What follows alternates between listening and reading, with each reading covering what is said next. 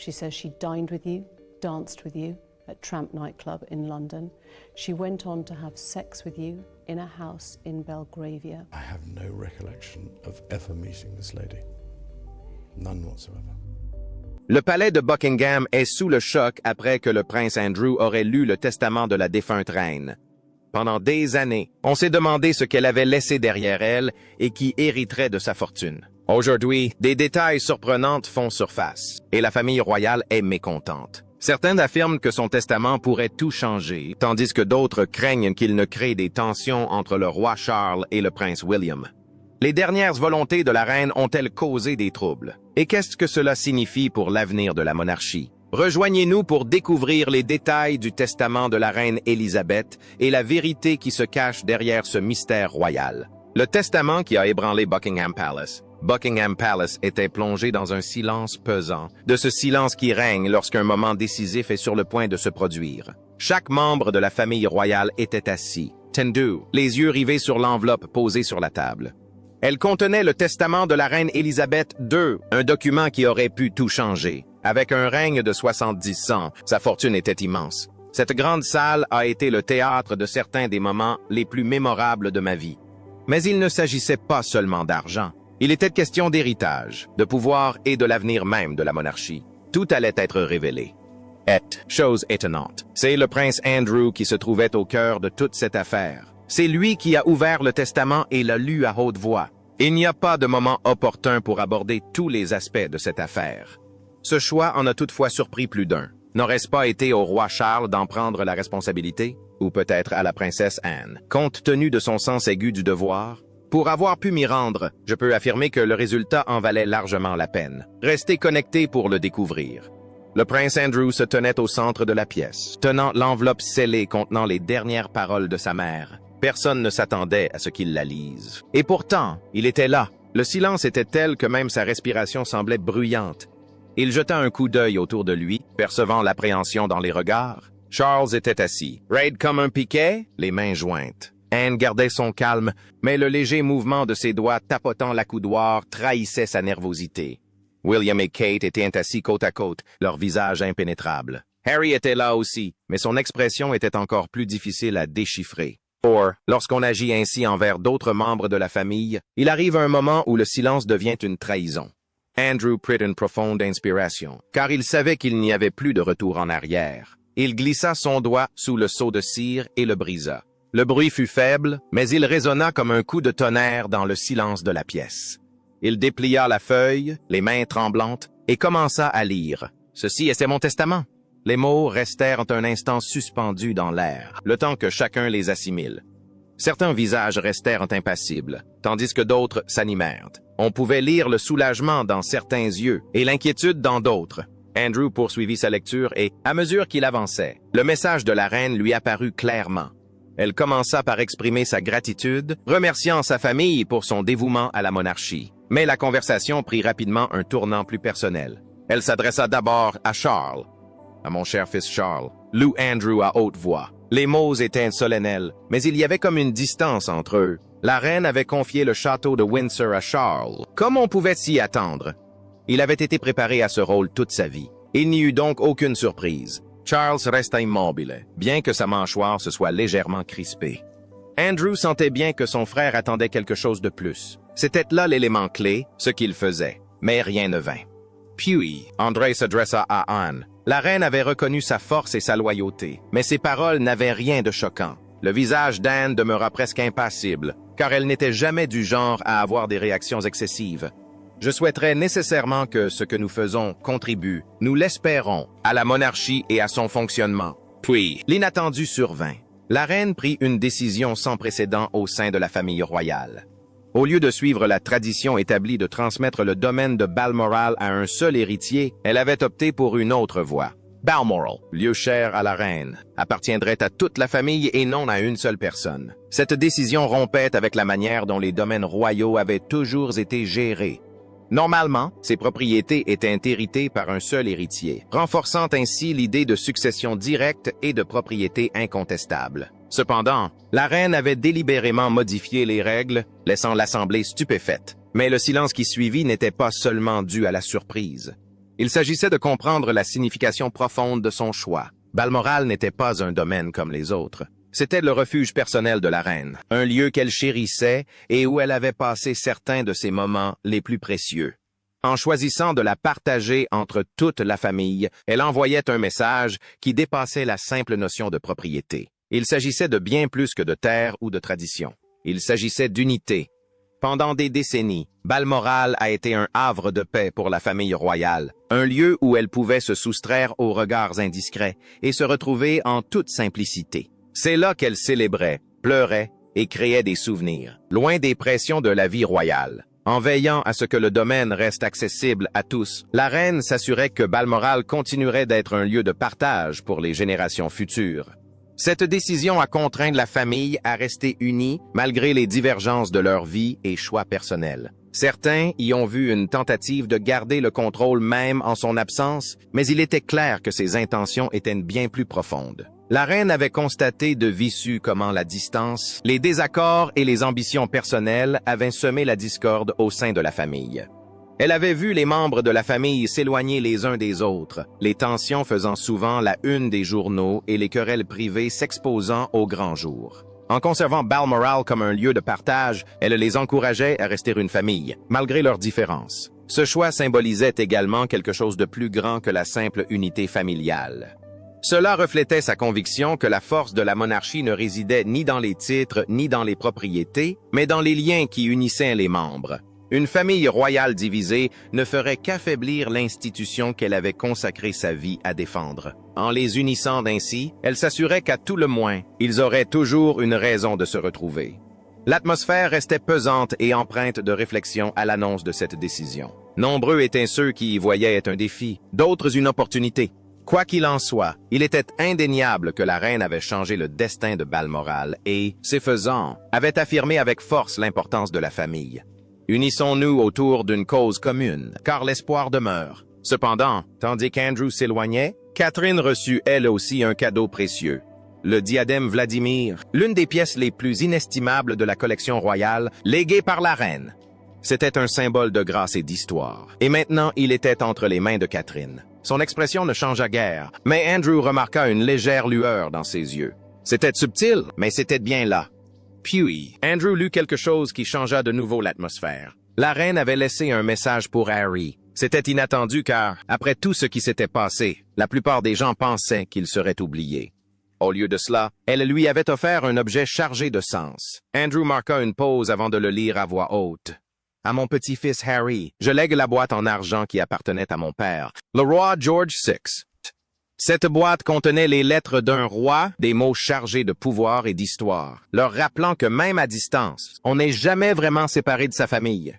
Pourtant, l'atmosphère changea aussitôt qu'Andrew lut le message à haute voix. William se redressa légèrement sur son siège, jetant un coup d'œil à Harry, mais le visage de ce dernier demeura impassible. Était-ce une offrande de paix ou un message pour lui rappeler ce qu'il avait abandonné? Nul ne pouvait le dire. Andrew poursuivit sa lecture, mais la tension dans la pièce avait déjà pris une autre tournure. La reine avait fait de son mieux pour exposer un plan, mais il était loin d'être simple. Ses décisions étaient claires, et pourtant elles ont soulevé tant de questions. Mais ce qui me frappe aussi, c'est que cela n'a pas changé. C'était une puissante reconquête du terrain. Que signifiait tout cela pour l'avenir de la famille? Alors qu'Andrew arrivait à la fin du testament, il ressentit toute la gravité de l'instant. Les mots de sa mère avaient été prononcés, mais leur impact ne faisait que commencer. Tous les présents dans la pièce essayaient encore de comprendre ce qu'ils venaient d'entendre. L'héritage ne se résumait pas à une simple question de richesse. Il impliquait des responsabilités, des attentes et du pouvoir. Mais ce n'était pas tout, et les révélations d'Andrew ont ensuite ébranlé les fondements même de Buckingham Palace. Le testament recèle un rebondissement stupéfiant. Un silence pesant régnait dans la salle tandis qu'Andrew poursuivait son discours. Les paroles de la reine résonnaient plus fort que quiconque ne l'avait imaginé. Il ne s'agissait pas seulement de savoir qui hériterait de quoi, mais de l'avenir même de la monarchie.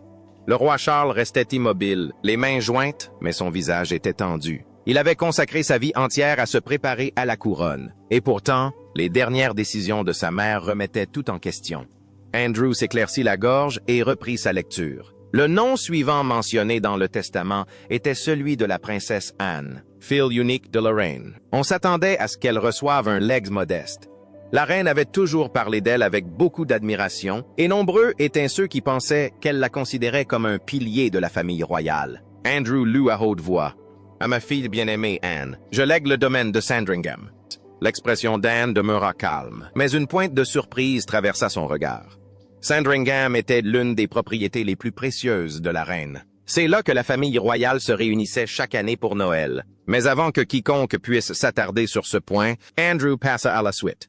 À mon plus jeune fils, Edward, je confie Bagshot Park, avec l'espoir qu'il poursuive son œuvre discrète mais essentielle au service de la couronne. Le prince Edward a toujours œuvré dans l'ombre, sans jamais susciter de polémique. Il est resté fidèle, assumant davantage de responsabilités royales ces dernières années. Mais ce cadeau était bien plus qu'une simple résidence. C'était un message. La reine souhaitait qu'il joue un rôle plus important dans l'avenir de la monarchie. Mais alors, un événement inattendu se produisit. Andrew, qui se tenait au fond de la salle, le document à la main, avait déjà parcouru la première partie, mais il y en avait encore plus.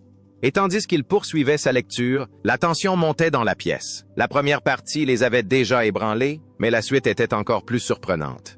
Le roi Charles était assis, raide comme un piquet, les mains crispées sur les accoudoirs de son fauteuil. Son expression n'était indéchiffrable, mais sa mâchoire serrée et le fait qu'il tapotait du bout des doigts sur le bois trahissait sa frustration. Ce qu'il avait entendu jusqu'à présent ne lui convenait pas. Il s'attendait à avoir le contrôle. Il s'attendait à être celui qui prendrait toutes les décisions. Pourtant, il semblait que la reine ait déclenché des événements qu'il n'avait pas prévus. Il avait hérité de Windsor. Mais cela suffisait-il? La reine avait choisi de séparer Balmoral.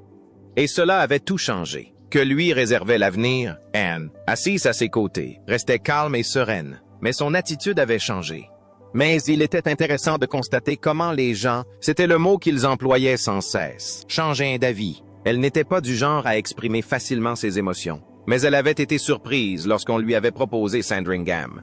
Elle avait consacré toute sa vie à la famille royale. Pourtant, elle ne s'attendait pas à quelque chose d'aussi important. Ce n'était pas qu'une simple propriété.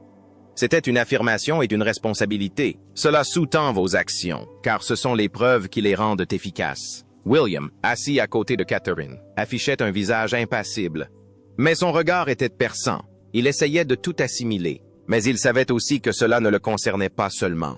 Il s'agissait aussi de l'avenir de ses enfants. Il jeta un coup d'œil à Catherine. Elle demeura immobile, absorbant chaque mot, consciente que la suite des événements façonnerait le destin de leur famille. Andrew prit une profonde inspiration et tourna la page. Puis il lut la suite à voix haute. Et il était encore question d'Harry. Je veux qu'Harry prenne grand soin de l'épée de cérémonie du roi George VI. Un silence de mort s'abattit sur la pièce. C'était comme si une bombe avait explosé. Harry n'était plus dans le cercle intime de la famille depuis longtemps. Et pour une grande partie de la famille, mais aussi pour la presse britannique et bien d'autres personnes, c'était comme s'il avait choisi de partir. Pourtant, il était toujours là, intégré au groupe. L'épée de cérémonie n'était pas un objet ordinaire. Ce n'était pas qu'un simple ornement. C'était un symbole de force, d'histoire et de devoir royal. Elle incarnait les valeurs qui avaient façonné la monarchie pendant des générations. Et maintenant, la reine l'avait léguée à Harry. Le visage de William se durcit. Il avait essayé de garder son calme pendant toute la lecture. Mais là, c'en était trop. Ses mains se crispèrent en point. Et il s'efforçait de dissimuler sa colère. Harry était parti. Il avait abandonné ses devoirs royaux, et pourtant, on lui offrait encore quelque chose d'aussi précieux. William ne comprenait pas. Charles était tout aussi troublé que son fils William. Son calme habituel se brisait.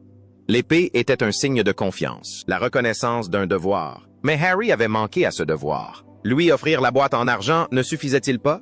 Pourquoi la reine lui aurait-elle offert un objet si précieux? Anne, quant à elle, restait impassible. Elle avait été témoin de nombreux conflits familiaux au fil des ans, et elle savait qu'il valait mieux ne pas réagir. Mais même elle ne pouvait nier la gravité de cette décision. L'épée était plus qu'un simple cadeau, c'était un message, et Andrew n'y prêta pas trop attention, reprenant sa lecture et ignorant les chuchotements dans la pièce. À mes arrière-petits-enfants, le prince George et la princesse Charlotte, je lègue non seulement les trésors de notre famille, mais aussi le savoir que j'ai acquis au fil des ans. Catherine prit une profonde inspiration. Elle attendait ce moment.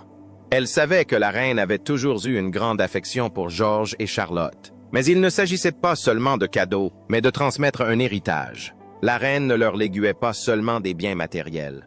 Elle leur léguait de sagesse, conseils et aspirations. Elle leur faisait clairement comprendre qu'ils avaient un rôle à jouer dans l'avenir de la monarchie. L'enjeu dépassait de loin les titres et les domaines. Il s'agissait de former la génération suivante. William en ressentait lui aussi le poids. Il n'élevait pas seulement ses enfants.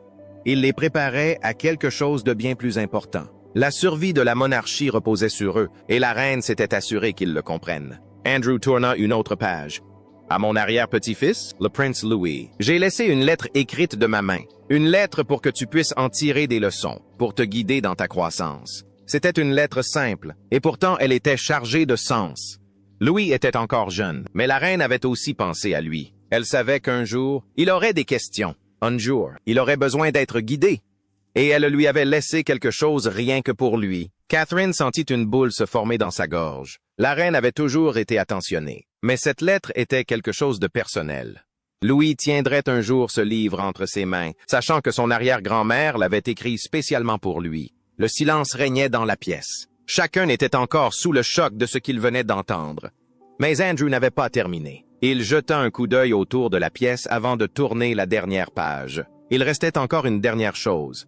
À mon fils, le roi Charles, je lègue ma collection privée de lettres, de journaux intimes et d'écrits personnels. Ils ne sont pas destinés au public. Ils sont pour que tu les comprennes, que tu y réfléchisses et que tu t'en souviennes. Charles cligna des yeux. Il ne s'y attendait pas, et voilà que leur avenir s'effondre. La reine lui avait laissé la plupart de ses pensées les plus intimes, les mots qu'elle n'avait jamais partagés avec personne d'autre. Ses écrits recelèrent ses craintes, ses espoirs et ses réflexions sur la monarchie. Ils étaient le reflet le plus profond d'elle-même. Et maintenant, ils lui appartenaient. Charles déglutit difficilement.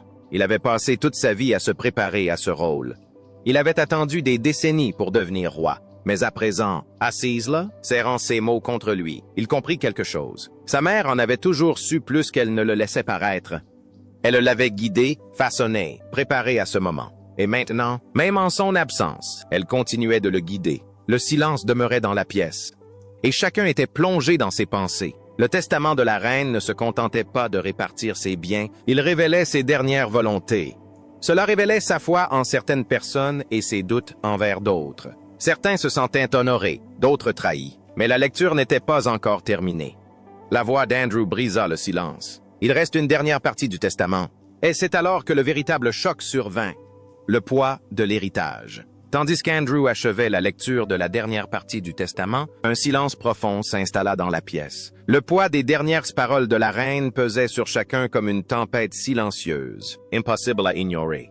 L'atmosphère était lourde, non seulement de chagrin, mais aussi de la conscience de ce qui venait d'être dit. Il ne s'agissait pas de simples formalités ni de déclarations juridiques de routine. Il s'agissait des dernières volontés de la reine Élisabeth II, une monarque qui avait consacré sa vie entière au devoir, au service et à l'unité de sa famille et de son pays. En repensant à ces événements, je suis reconnaissante du bonheur d'avoir un foyer et une famille. Aujourd'hui, in son absence, ces paroles résonnent plus fort que jamais.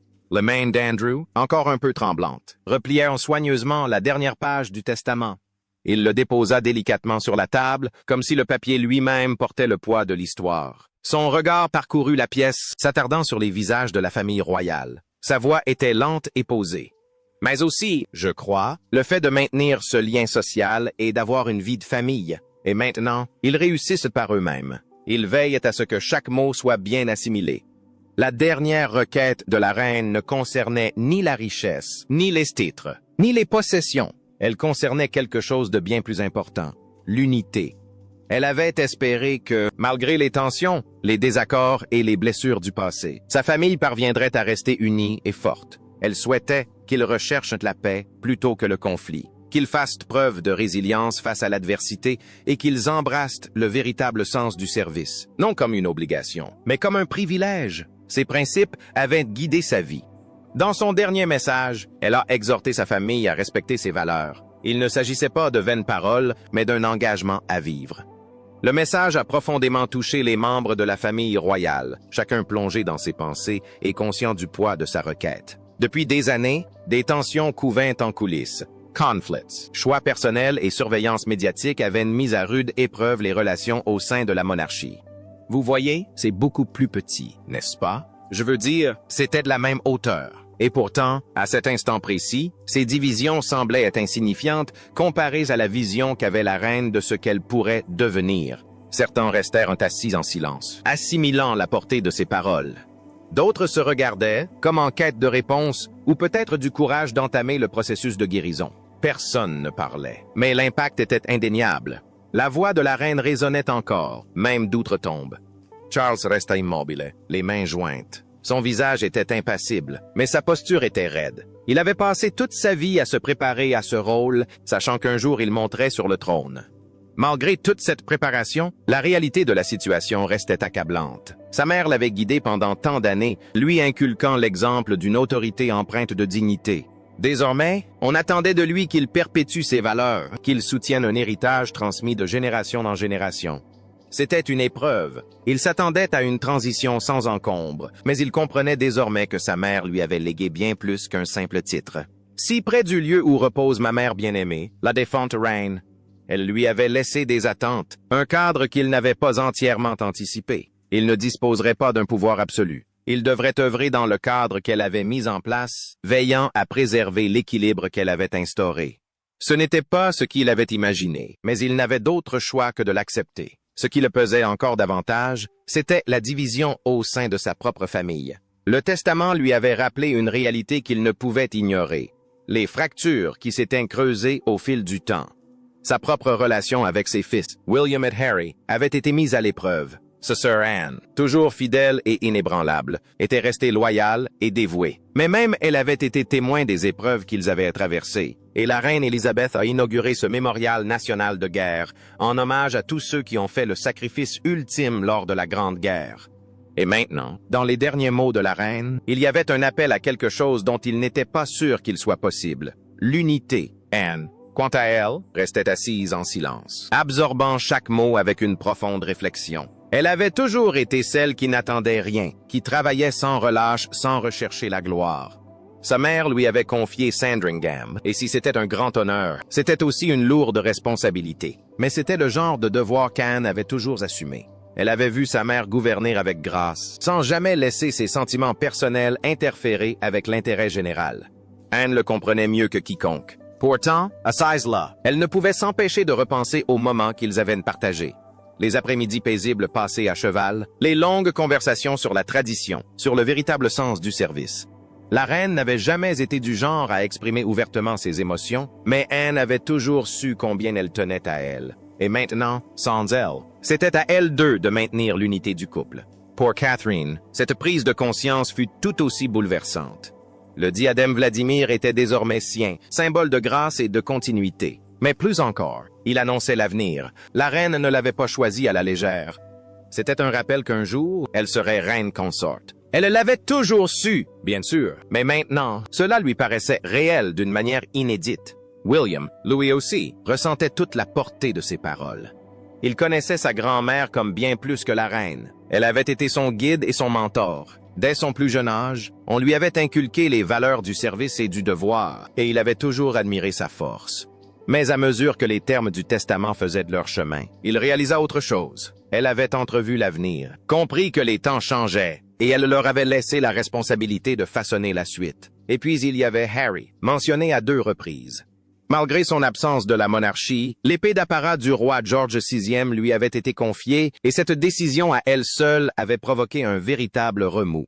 Symbole d'honneur et d'histoire, elle avait pourtant été remise à celui qui avait choisi une autre voie. Harry s'était éloigné de la monarchie, aspirant à une vie en dehors de celle-ci, mais sa grand-mère l'avait néanmoins inclus dans ses dernières volontés. Cela en disait long. Pour William, c'était frustrant. Il était resté loyal et avait fait tout ce qu'on attendait de lui. Et pourtant, il avait l'impression que Harry continuait de bénéficier de toute cette reconnaissance.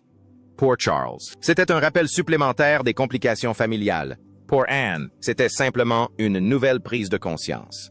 Malgré les changements, les liens familiaux resteraient toujours présents, tissés dans la trame de leur histoire. Et pour certains, cette reconnaissance semblait imméritée. Il s'était éloigné, avait choisi une autre vie, et pourtant la reine lui avait encore témoigné sa reconnaissance. Cela leur rappelait que, malgré la distance, il faisait toujours partie de l'histoire familiale. La jeune génération avait elle aussi un rôle à jouer. Le prince George et la princesse Charlotte étaient désormais bien plus que de simples héritiers de titres. Ils héritaient des valeurs et des leçons de leur arrière-grand-mère, une responsabilité qui façonnerait leur avenir. Et même le petit Louis était concerné. Cependant, à mesure que la réalité du testament s'imposait, l'atmosphère dans la pièce restait tendue. Il n'y eut ni dispute, ni mots échangés, mais les émotions étaient palpables. Certains étaient pensifs, d'autres troublés. L'avenir reposait désormais entre leurs mains et aucune voie n'était tracée. Finalement, même ceux qui n'avaient pas reçu d'héritage direct en comprirent le message. La reine avait laissé derrière elle bien plus que des biens matériels. Elle avait laissé derrière elle une vision, une structure qui définirait l'avenir de la monarchie. Tandis que la famille se dispersait peu à peu, chacun plongé dans ses pensées, une chose était claire, le testament de la reine ne se résumait pas à un simple partage de ses biens. Il s'agissait de faire en sorte que l'œuvre de sa vie ne s'arrête pas avec elle. Et ce rappel de leur lien fort et indéfectible était à la fois un réconfort et un défi. Les liens du sang, du devoir et de l'histoire les avaient réunis là. Mais ces liens ne pouvaient perdurer que s'ils étaient nourris de compréhension, de pardon et d'un objectif commun. Le choix leur appartenait désormais. En fin de compte, les derniers mots de la reine Élisabeth II n'étaient pas seulement des adieux, mais un appel à l'action. Alors que le silence régnait dans la pièce, chaque membre de la famille royale devait se demander s'il était prêt à répondre. Allaient-ils poursuivre leur chemin séparé, laissant les rancœurs du passé dicter leur avenir? Ou allaient-ils respecter ses volontés et trouver ensemble une voie à suivre? N'hésitez pas à partager votre avis dans les commentaires ci-dessous. Si cette vidéo vous a plu, pensez à la liker, la partager et à vous abonner à notre chaîne pour en voir plus. Cliquez ensuite sur la vidéo suivante affichée à l'écran et vous l'apprécierez.